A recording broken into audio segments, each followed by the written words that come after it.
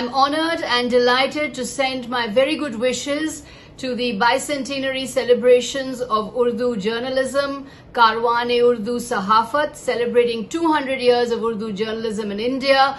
Urdu as a language has been one of the foremost languages of the Indian freedom movement. Freedom fighters down the years have used Urdu to communicate ideas of freedom, ideas of independence, ideas of freedom from exploitation and oppression. And Urdu journalism particularly has a long tradition in India of voicing the views and ideas of those struggling against oppression and exploitation and giving voice to those who are marginalized and out of the mainstream. So I'm delighted that Urdu journalism is celebrating 200 years. May you continue to grow and continue to disseminate the ideas and ideals that have marked Urdu journalism in India for 200 years.